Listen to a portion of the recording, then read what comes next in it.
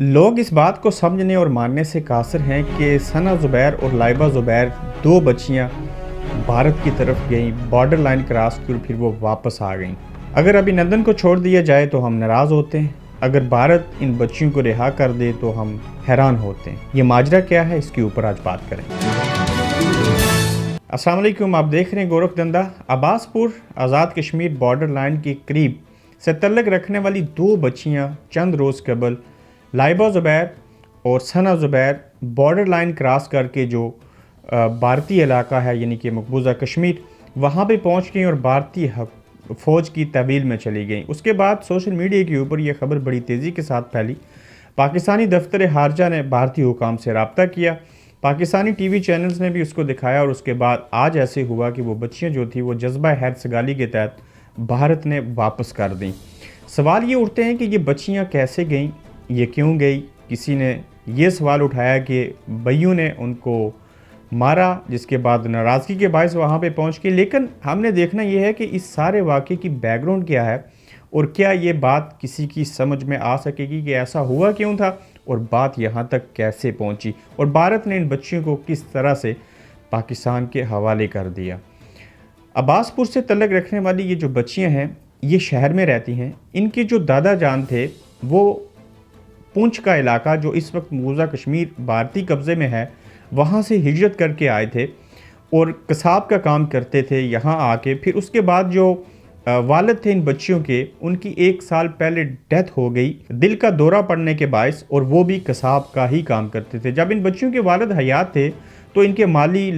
एतबार से जो घर था वो काफ़ी खुशहाल था, लेकिन वालिद की वफ़ात के बाद इनके माली हालात बहुत ज़्यादा ख़राब हुए और जिसके बाद जो साहिब इस्तादाद लोग थे वो इन बच्चियों के ख़ानदान जिसमें ये रहती थी उनकी मदद करते थे। लाइबा और सना ज़ुबैर जो हैं, एक फ़र्स्ट ईयर की स्टूडेंट है और दूसरी सेकंड ईयर की स्टूडेंट है। इस एतबार से उनकी उम्रें जो हैं वो एक की 15 साल और दूसरी की 17 साल हैं। अब अगर इस बात की तरफ तवज्जो दी जाए, गौर व फिक्र किया जाए कि जिस जगह से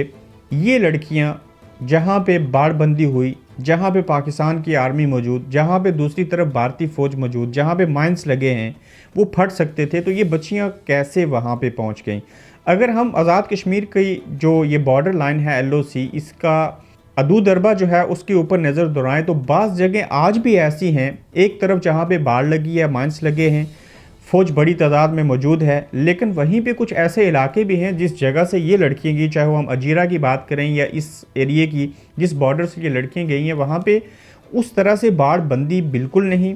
बाज़ ऐसे चश्मे हैं कि जहाँ पे वो कह सकते हैं कि शेर और बकरी एक ही जगह से पानी पीते हैं, यानी कि एक ही चश्मे से आर के लोग और पार के लोग पानी भर के लेके जाते हैं। और जहाँ से ये बच्चियाँ दाखिल हुई वहाँ से आम हालत में भी जो लोग हैं, आम हालात में वो घास काटने, लकड़ियाँ लेके आने के लिए उनका आना जाना लगा रहता है। को वहाँ पे कोई बाड़बंदी नहीं, कोई माइंस नहीं लगे हुए, उस तरह से वो चीज़ें नहीं है। जिस जगह से ये लड़कियाँ गई वहाँ की एक और चीज़ ये मैं बताऊँ आपको कि ये हैरानकुन बात है कि आबादी पहले है और उससे पीछे हमारी फ़ौज है पाकिस्तानी, दूसरी तरफ भी इसी तरह के हालात और वाक़यात हैं। और 1 साल कबल एक बुज़ुर्ग भी इसी तरह से इसी जगह से LOC क्रॉस करके गए थे, भारतीय फ़ौज के हाथे चढ़े, उनको मार दिया गया था। मारने के बाद बड़ी मुश्किल से काफ़ी अरसे के बाद उनकी मैयत जो थी वो वर्सा के हवाले की गई थी।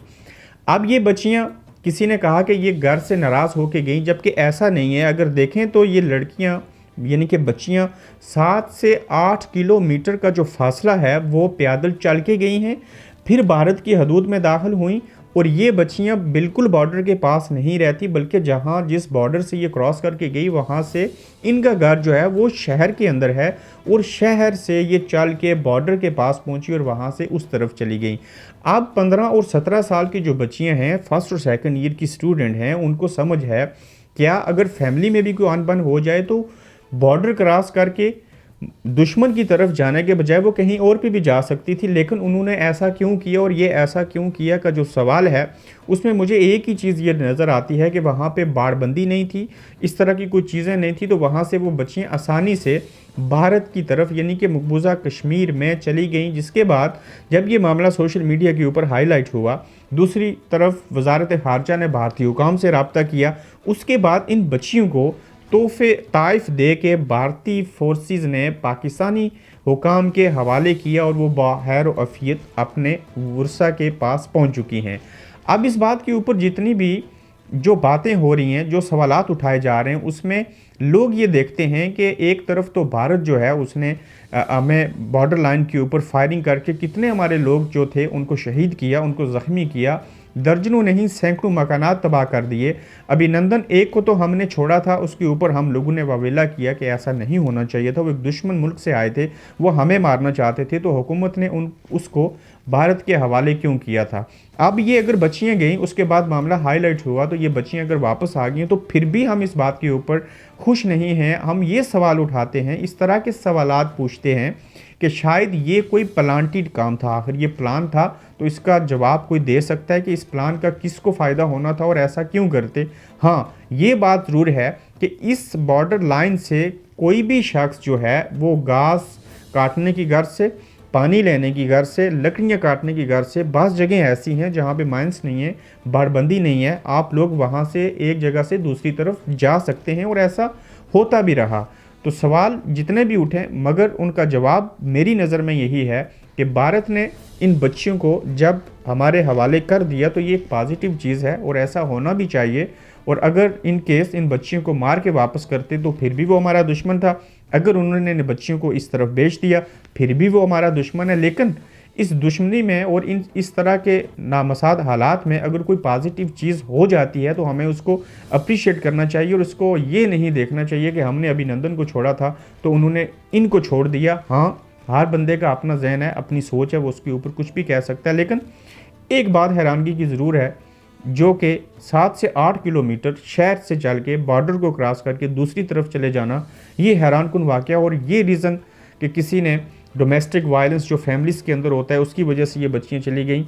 ऐसा हो नहीं सकता। लेकिन ये फिर भी सवाल उसी जगह के ऊपर मौजूद है कि ये 7 से 8 किलोमीटर का फासला जो था, ये बच्चियाँ पैदल चल के कैसे तय करके वहाँ पे पहुँच गई और फिर उन्होंने जज्बा हैर सगाली के तहत तोहफे और ताइफ दे के इन बच्चियों को हमारे हवाले कर दिया। आप देख रहे हैं गोरखधंधा अब्रार कुरैशी के साथ।